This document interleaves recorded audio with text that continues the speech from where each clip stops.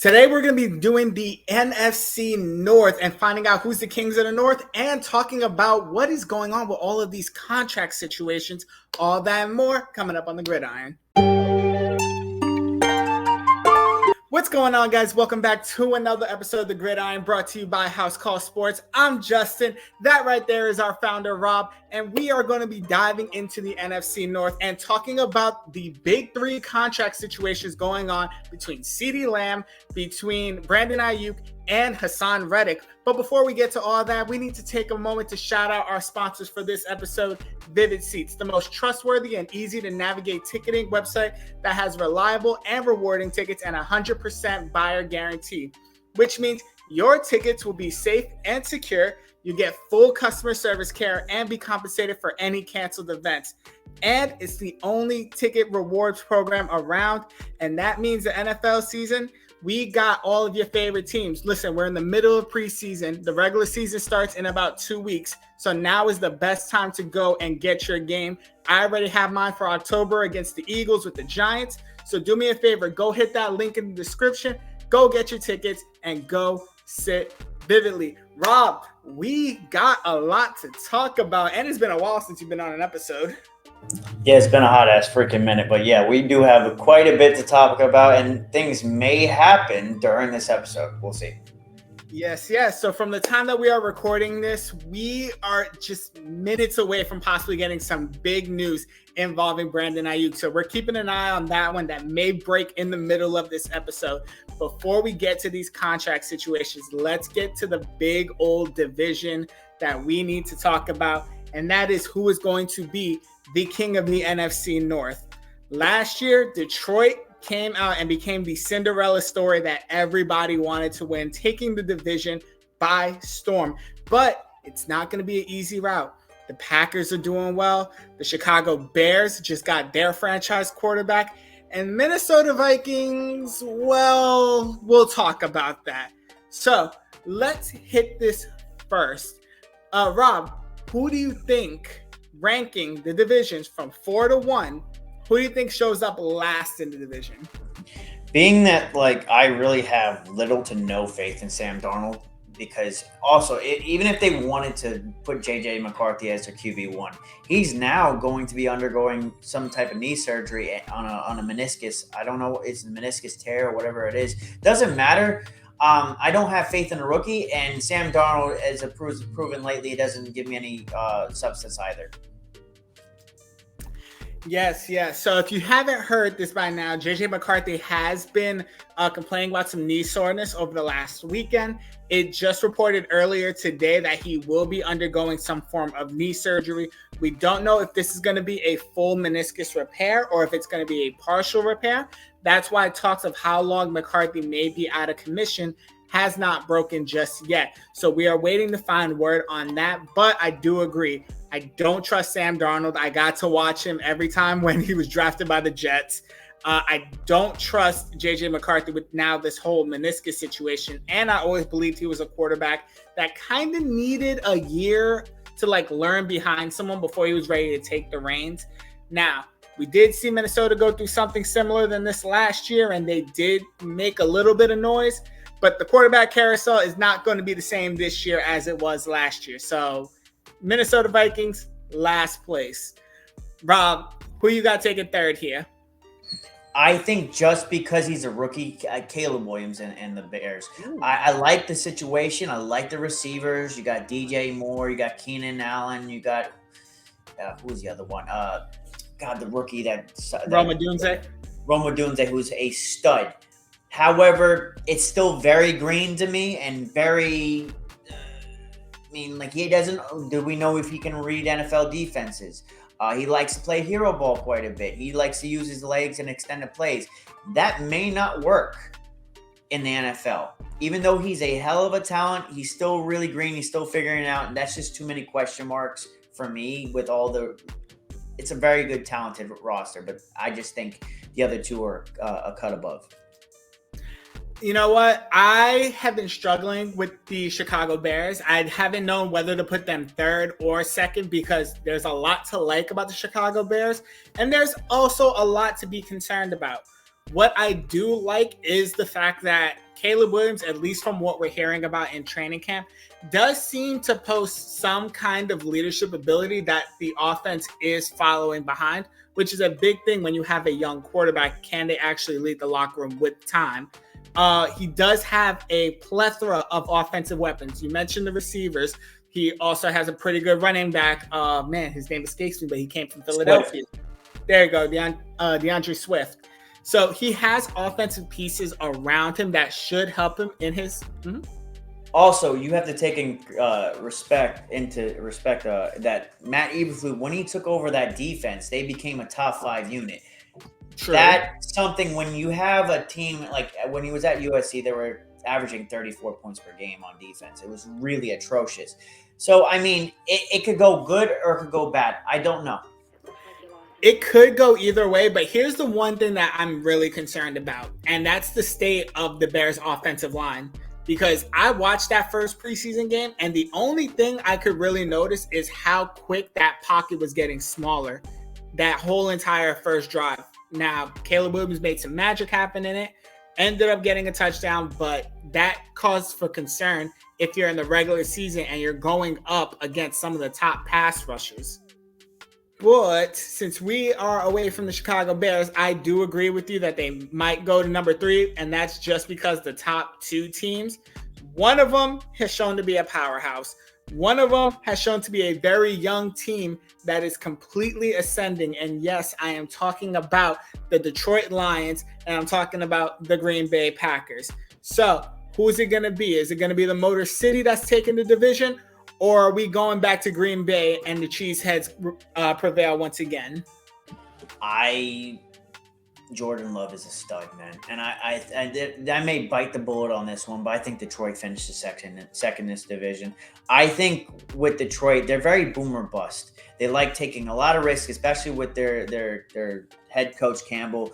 He's going to bite someone's kneecap. I don't know what he's going to do with this season. But as far as I'm concerned, I just think that, like, it's going to come back to bite them a little bit this season. Not where they're going to finish, like, anything below. I think they're going to still get at least 10 wins. I think the Packers are going to get 11. And the reason why I say that is when you give a young team any bit of, like, they got that energy, they got that inspiration, they got that confidence going against the Cowboys team in the playoffs. Cowboys, right? And I think that's what's going to propel them at the next level. And they got Jordan Love, his footwork, he's constantly improving his footwork in the offseason. You go try to look at his foot. There's a footwork video where he's working out with Justin Fields. It's really freaking atrocious how bad Justin Fields' footwork is. But it goes to show you the improvement this kid is making. And honestly, he may be a top 10 quarterback this year. That made me going out on a limb. But just the improvement and the jump. And he's going to have to make that jump anyways because he just got paid. So I'm curious to see how they do. But yes, I'm going to have Detroit at 2. And if obviously 1 is going to be the Packers. This is going to be where you and I disagree, honestly. So I have the Packers once again taking second place in the division. And here's why. I have a similar issue that you have with rookie quarterbacks. I have it with second-year quarterbacks. And essentially, this is Jordan Love's second year as a starter on this team. See, when it's your first year, nobody knows what you're going to do, how you're going to do in the NFL. So really, there's not much studying that defenses can do. Now we got a year of tape on you. Defensive coordinators know what you like to do. They know what your timing is going to be, your snap counts, and now they could start planning around the actual person instead of having to go around the entire offense and assume what you're going to do. So I called that same thing with Brock Purdy, and I was kind of right because while he did still play well, he took a little bit of a step back behind that magic he had in his first year starting. And I see the exact same thing happening with the Packers. With the Detroit Lions, I still can't see them not at least taking the division. I don't think they go nearly as far in the playoffs as they did last year where they made it all the way to the NFC Championship, but they just have too much going on for them. You have a good offensive line. You do have an experienced quarterback that knows how to win. You do have weapons. Assuming Jameson Williams doesn't get himself into any kind of trouble this time around, your defense is scrappy. You have one of the best young pass rushers in Aiden Hutchinson, there should be cause for you to actually make some noise and at least win your division. So I'm going to take the Detroit Lions with this. I mean, it's really just kind of flipping a coin at this point. I get it. Like, you're seeing a little bit of youth, but I just think that Jordan Love is going to make that, because you got to remember when he started the season, it's a pretty rocky start, and then he caught fire, and that's what I'm going off of. I'm going based off of that he's going to leave where he left off. But at the same respect, I mean that defensive line is very ferocious with the Lions, and that team with another year experience and their first win in 30 years that they had a playoff. Maybe now that's all they needed. I mean, we had Matt who predicted that they were going to make the Super Bowl, and they were one game short. So it's going to be interesting. I think they're going to make the NFC Championship, even though I'm saying that the Jordan Love is going to and the Packers are going to do better. I just think I just have a lot of faith in this Packers team. And I think Matt LaFleur is now going to have, especially when he has a quarterback that actually listens to him. Yeah, I mean, Aaron Rodgers didn't do a good job of that one, but now you see what's going on with the New York Jets, which actually is a good segue to our next big topic that we are going to be talking about, and that is these contract situations, holdouts, and all of that. And we're going to start with the Jets, who during the offseason made a blockbuster trade with the Philadelphia Eagles to land star pass rusher Hassan Reddick, who I'm so happy is no longer with Philly, because that man has been a nightmare in our offensive backfield for the Giants for the last handful of years. Listen to this. He is one of 2 players to have over 11 sacks a season the last 4 years. The only other person that has that is Myles Garrett. So when the trade happened, this was all because of money and a contract. Hassan Reddick is expected to make $14 million a year this season. He's actually looking for a new contract that is within the $25 to $28 million range. And when the agreement was met for the Philadelphia Eagles to trade him to the Jets, there was an understanding that a contract extension would be there. And it has been the complete opposite. So not only has there not been any real contract talks, and they're nowhere close to that new deal, but Reddick has been holding out of training camp. The Jets basically said, we want you back here. You're signed to be here this year, and we're going to keep finding you like the CBA says. And Hassan Reddick basically said, well, trade me then. Trade me again. Jets said no. So, Rob, you are the AFC East person between the two of us here. What do you make of this whole Hassan Reddick trade me contract situation? So, first of all, the Jets are going to jet. That's just what they do. How do you trade for a person that you know he wants money and then you're not going to pay him? Which, by the way, just to make it through a season, you need roughly about $13 million, because you got to talk about practice squad call-ups. You're going to have players that are going to hit roster bonuses and this and that of that nature. He's a hell of a player. I just think it's hilarious.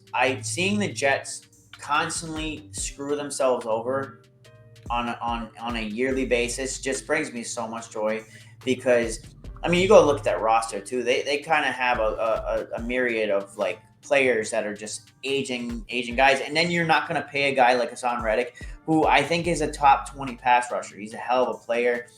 You have $19 million in cap space to work with.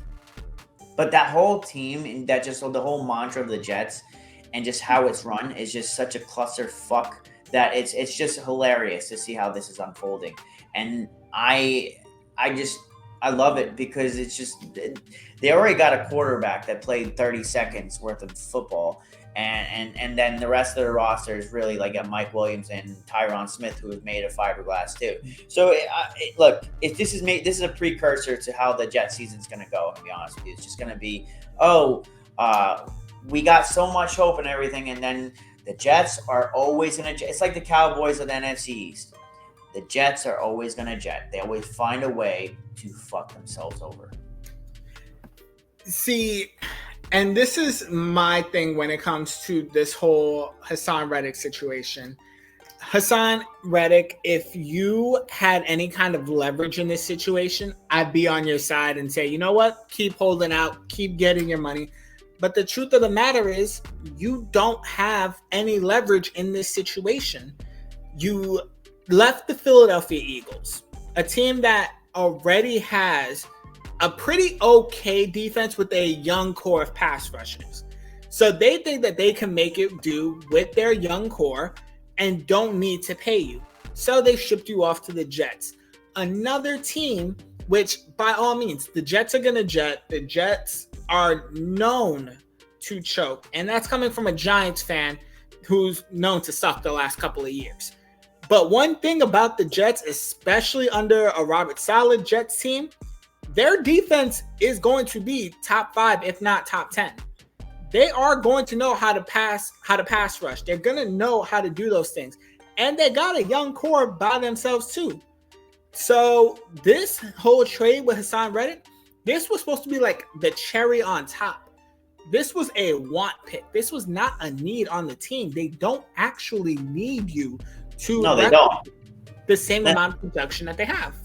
Yeah, they really don't. That defense is going to be really, really good, really scary. The problem is that the Jets keep on doing. Look, I love their GM. I just don't get the idea of okay, you're going to trade for a guy who has been very vocal about wanting money, and then you're not going to pay him.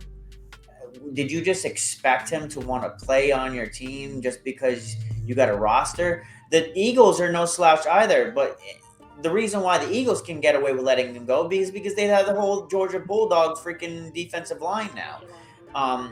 They really didn't need. I mean, not saying that I'm not minimizing Hassan Reddick's value. I'm just saying because of their youth movement that they got going on over there, he's just kind of the odd man out if you really want to maximize your youth. So I just don't understand why you would trade for a guy in the first place without the idea that you're going to actually pay him.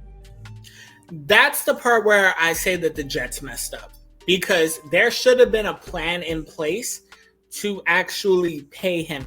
And there's a lot of ways that you can do it. Yes, they have what you said, $16 million this year. You could have $19 million this year. You could have backloaded the contract because you do have pretty young core of players. You could have done incentives. You could have done roster bonuses, things like that. There are ways to manipulate a contract in the NFL to make it so that you still stay under the cap and in good cap health the rest of the time. Look at my team. We just got Brian Burns, another pass rusher that we got from the Carolina Panthers. And we immediately paid him because that was the expectation that was known. But this is my biggest thing. And they did this last year with Aaron Rodgers. They put all their eggs into a basket, assuming that would work out. They had Aaron Rodgers, and they're like, oh, he's going to stay healthy, whatever. And they had Zach Wilson as a backup. They're putting all their eggs in a basket that they think he's just going to play there just because. It's not how it works. You trade for a guy that wants a contract, you're going to have to pay him. Especially with New York State taxes, and you know very well with being in New York, he's going to want to get paid, and he's at least $17 million a year. So he's not going to play on the contract he's currently on. And it does not make any sense to me. But at this point, I'm not surprised by anything the Jets do. Well, I'm pretty sure, since they play in New Jersey, their taxes are much less than what I'm doing percentage-wise here in New York City. But Hassan Reddick, it's going to be interesting to see how this goes. Do you think the Jets actually trade him again?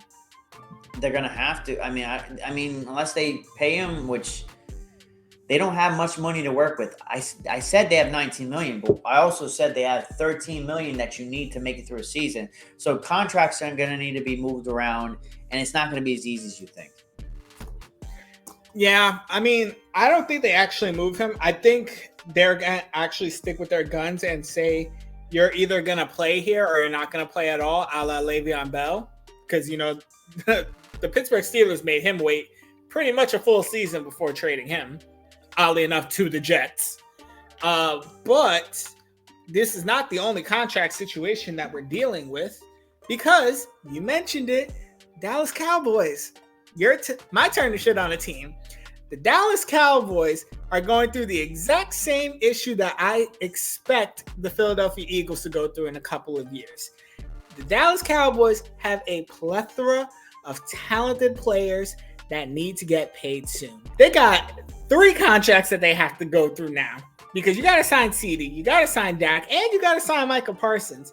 So, Rob, I got to ask you, what is the Cowboys doing saying that they don't feel any pressure to make these signings?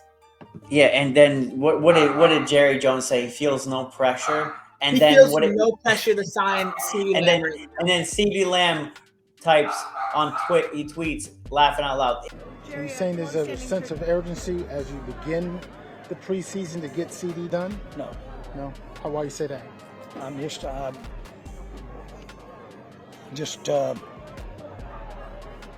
went to high school or I went to college. I don't know why I said it, but I'm just saying I don't. This is like, you're in no position right now to be being this confident, especially when you go look what is after Ceedee Lamb. You got an aging Brandon Cooks, and then what else?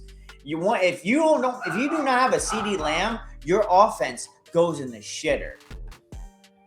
Not only is your offense going to go in the shitter, but you're probably not going to have a quarterback either, because not only did you wait to put a contract together for Ceedee Lamb, you also waited to have any kind of negotiations with Dak Prescott. Now, Dak Prescott is one of the more polarizing quarterbacks in the NFL. There are people that love Dak Prescott, and there are people that hate Dak Prescott.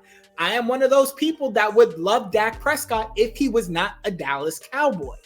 But he has been shown to be a very good quarterback, albeit in the regular season. The playoffs is a much different story.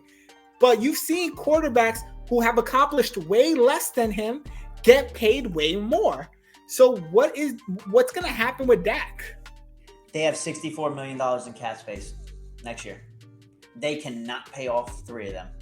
It's not possible. They have to cut people or do something crazy. It will not happen. And if you go look at the average annual value for a quarterback nowadays, is anywhere between $40 and $50 million. What didn't Trevor Lawrence get 55? And I'm going to be honest with you, Dak Prescott's a better quarterback, and that's not a hot take, than Trevor Lawrence. Trevor Lawrence is dog shit. And who else is the other quarterback that has $55 million? Trevor Lawrence has 55. And Jordan Love, I think, right? Jordan Love has 55. Joe Burrow has 55. Okay, 2 out of 3 of those quarterbacks, I think. Jordan Love, I might knock his money down a little bit. At least with Joe Burrow, he made a Super Bowl. But look what the Jaguars panicked, and they're gonna have to. Not that they panicked. They kind of stuck with Trevor Lawrence and Mac Jones' carcass at the moment. Yeah, I don't know. I think I would not be surprised at any moment this man requests a trade, because that was really insulting to him to basically say that there's no rush and just like he feels no pressure, and it's like it's almost sweeping you under the rug and kind of insulting. But that's, at this point, Jerry Jones does that. And before anybody gets in our comment section and brings it up, yes, they can franchise tag a player, but you can only do that for one player. And the franchise tags are pretty expensive, because I think it's the sum of the top 5 or top 10, the average of one of those, in order to actually have that cap number. So it depends based on the position that you take. It's just going to be another version of who do you feel like you're willing to lose. One person who I feel like they're not going to lose is Micah Parsons. I feel like they would get rid of Ceedee and Dak in order to keep Micah at this point. Brother, even if you franchise tag, it's still $42 million. Like you're going to look the value for wide receivers now. And Ceedee Lamb is a top 5. You could make a case for top 3. He's that freaking good. And he's going to command, I hate to say it, they're going to reset the market, Justin Jefferson money. Look Brandon Aiyuk was offered by the Patriots, $32 million. He turned that down.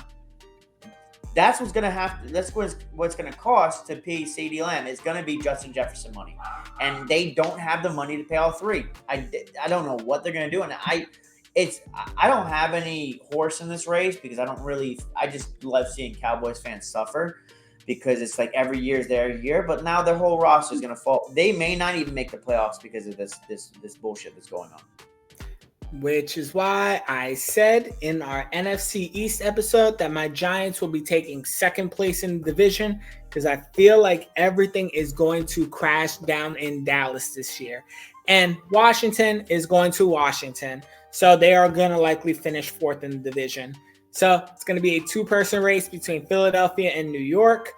But you mentioned our last player, Brandon Aiyuk, the man who the 49ers claim that they want him to stay, but he doesn't seem to want to stay there, at least not for the money they're offering him. And it seems like there's trade talks going on, but it seems like he has his eyes on a certain location. So, Rob, I know the Patriots are one of the teams. Can you talk more about that? Yeah, I'm a bit concerned because the Patriots are going to offer him $32 AAV, which is annual value. It was a lot of money. He was going to get paid really good. I get it, the quarterback situation, but no offense. Like, really, what is so much better with the situation with the quarterbacks in Pittsburgh? I will say this, though. If there's anything that we're obviously not a better situation than Pittsburgh.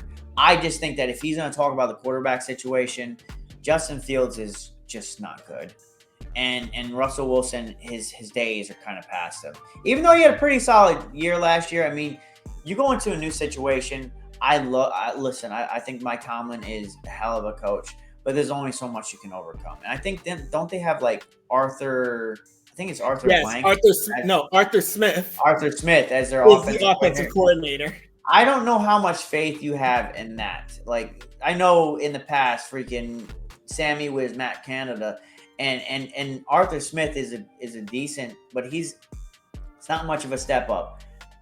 Will that offense become more potent? Hell yes. Like George Pickens and Brandon Aiyuk. My biggest thing that concerns me and I'm questioning is George Pickens is going to come up for contract too. It's very soon. He's going to need to get paid, and he deserves top dollar as well.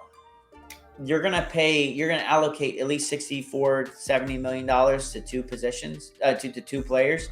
It's not a recipe for success. So like, I don't get it. Maybe a third team, like maybe Washington, swoops in at the last minute, because we've also heard that he also wanted to go to Washington and play with his battle buddy at Arizona State and Jaden Daniels. It doesn't make sense to me to play in Pittsburgh. I get it. Like, bringing him there, the defense is really solid. Offense is pretty damn good. But, like, the quarterback situation is still a big question mark to me. And I don't care how much Mike Tomlin, how great of a coach he is. It's just, we're just going on big what ifs. At least with the Patriots, you know you're going to be the top dog. With the Steelers, you don't even know if you're going to be the top dog, and you don't know if you're going to get your targets. And at this point in time, man, if your targets lessen, it may bring down your value in the future when you go for another contract. Look, I'm going to tell you this one thing, and it's because I've studied this with the Pittsburgh Steelers for years.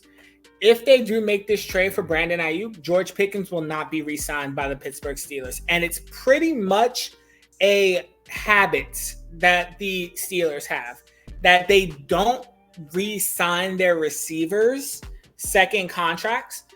But in a way, it's been smart. If you look at the list of the receivers, you have Martavis Bryant, Antonio Brown, you had... Who's the one that's with there's one that's with the Bills? Claypool. Deontay Johnson as well. Like, he wanted to get paid. The biggest thing Johnson, Chase Claypool, Juju Smith-Schuster.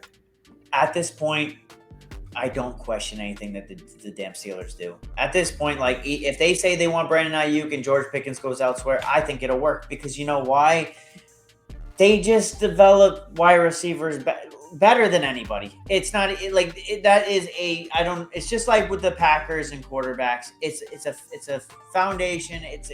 They got someone that's just like, they got the script, and it doesn't matter how many years go by. It's been like 20 years, and they still just know how to get guys in there and develop them.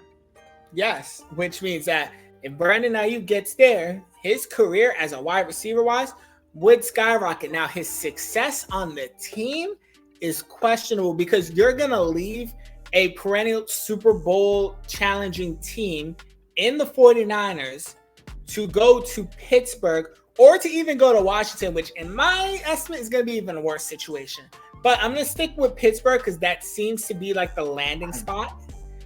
And it's just not going to work.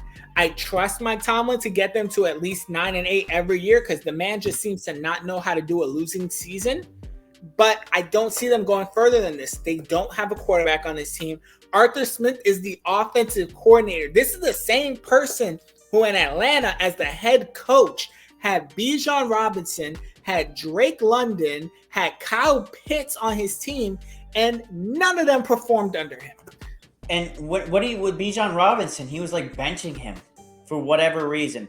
My biggest thing is, though, going back to the 49ers, I don't know how they keep Brandon Aiyuk on the roster to begin with. Trent Williams wants money. He wants money. And he's probably going to hold out. So they're kind of broke. So I don't know what they're going to do, what kind of cap magic they're going to perform. But if they somehow get through all this unscathed and manage to retain Trent Williams and Brandon Aiyuk and somehow figure out their contracts, they need to get whoever the damn contract manipulator, they need to give him Nobel Peace Prize because it's insane. It'll be an Executive of the Year award if that gets figured out. But with the Niners, it's a tricky situation. And this is what happens to teams that are on win now mode because you spend all this money. They have the highest. This is the list of like the at least top 3 highest paid positions they have.